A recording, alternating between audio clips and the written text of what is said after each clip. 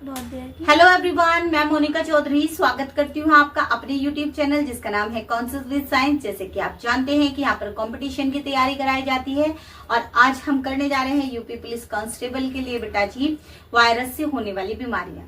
इससे पहले हम आपको बैक्टीरिया से होने वाली बीमारियां तथा फंगस से होने वाली बीमारियां करा चुके हैं।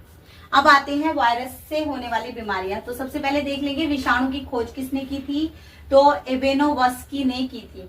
विषाणु के लिए आपको एक बात बता देती हूँ बेटा, वायरस अगर किसी भी बॉडी के बाहर है, एनवायरमेंट में पड़ा हुआ है, तो वो निष्क्रिय होता है। जैसे ही वो किसी सजीव से टच हो जाता है या हमारे अंदर प्रवेश कर लेता है बेटा जी, तो वो एक्टिव हो जाता है। ठीक है, इसलिए वायरस को क्या कहा जाता है, ये हमारी जीवित अवस्था में भी आता है और मृत अवस्था में भी आता है, क्योंकि जब तक ये किसी के कांटेक्ट में नहीं आता जब तक ये मृत अवस्था में होता है। जैसे ही किसी सजीव के कांटेक्ट में आ जाता है जीवित अवस्था में आ जाता है। तो इसकी खोज किसने की थी बेटा जी, वायरस की खोज इवेनोवस्की ने की थी। ठीक है, अब इससे होने वाली बीमारियां देख लेते हैं।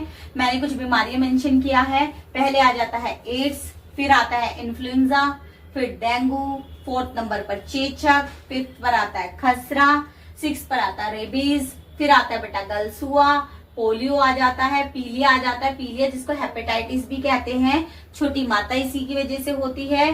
ट्रेकोमा बेटा इस वायरस की वजह से ही होता है। हर्पीसिस बेटा जी इसी की वजह से होती है। कोरोना वायरस जो कि अभी हुआ है आप सबको पता है वो किसकी वजह से होता है, विषाणु की वजह से होता है। अब चलिए इनको डिटेल में देख लेते हैं बेटा।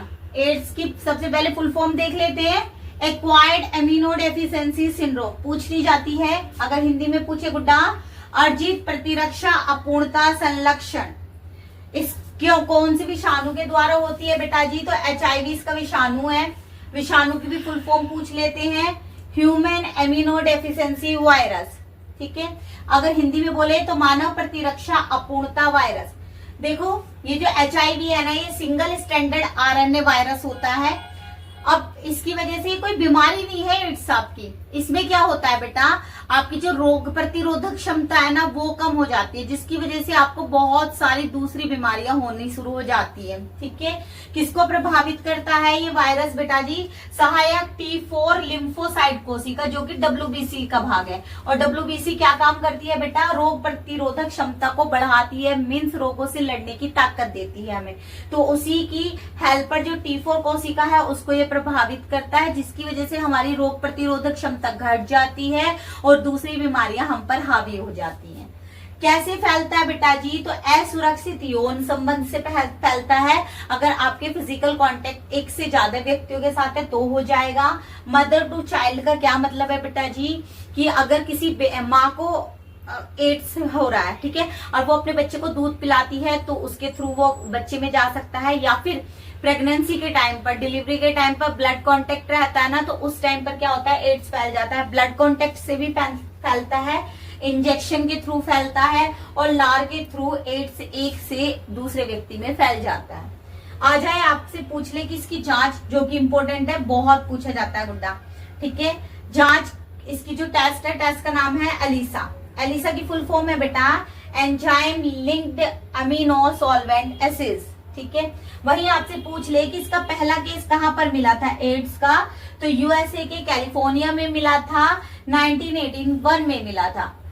वही आपसे पूछ ले कि भारत में कब मिला था बेटा जी, तो 1986 में चेन्नई में मिला था इसका पहला केस। ठीक है, पता है बेटा चेचक, चेचक को स्मॉल पॉक्स भी कहते हैं। देखिए चेचक क्या होता है, मोटे मोटे दाने निकल जाते हैं। हर किसी को अपने जीवन काल में एक बार चेचक जरूर होता था।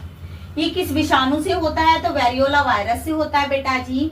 इसका टीकाकरण किया जाता है क्योंकि वायरस से होने वाले डिजीज का ना वैक्सीनेशन होता है। तो इसका जो टीका है उसका नाम है चेचक का टीका।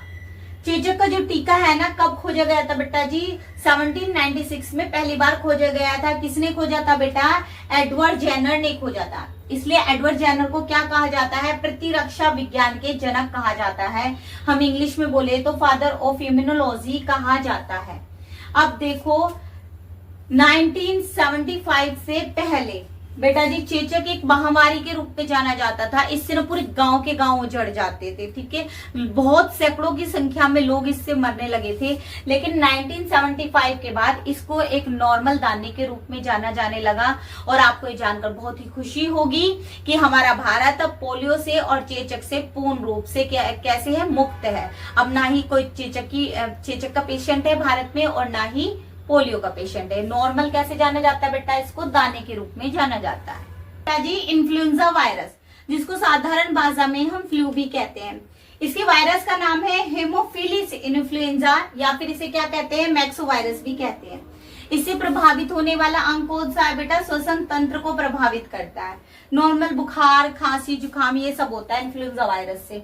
देखो इसके प्रकार बेटा जी, इसलिए कितने प्रकार का होता है, 2 प्रकार का होता है, ब्लड फ्लू और स्वाइन फ्लू। ब्लड फ्लू को H5N1 के नाम से जाना जाता है। अब ब्लड फ्लू किसकी वजह से हुआ था बेटा जी, मुर्गी की वजह से होता है, जो मुर्गी का मीट खाते हैं, ठीक है। अब है स्वाइन फ्लू। स्वाइन फ्लू को हम H1N1 के नाम से जानते हैं बेटा जी, जो सुअर के मीट खाने से होता है।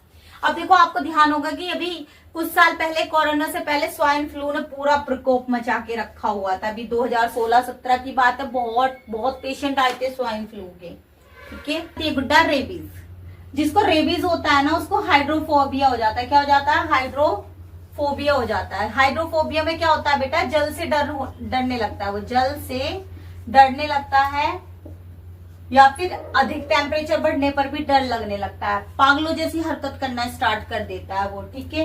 रेबीज होता मेनली किसके काटने से बेटा, कुत्ते के काटने से हो जाता है। लेकिन कुत्ते के अलावा वो बिल्ली, भेड़िया, लोमड़ी, चमगादड़, बंदर और खरगोश, इनके काटने से भी होता है। और अगर ये पंजा मार दे तो भी हो जाता है, क्योंकि इन जानवरों के पंजे में और लार में वायरस पाया जाता है। कौन सा वायरस पाया जाएगा, रुबिडो वायरस, जो कि किसका वायरस है बेटा, रेबीज का वायरस है। ये आप ध्यान रखेंगे, ठीक है। अब जिसको भी ये हो जाता है, पागल जैसी हरकतें करता है, क्या प्रभावित हो जाता है बेटा, उसका तंत्रिका तंत्र प्रभावित हो जाता है।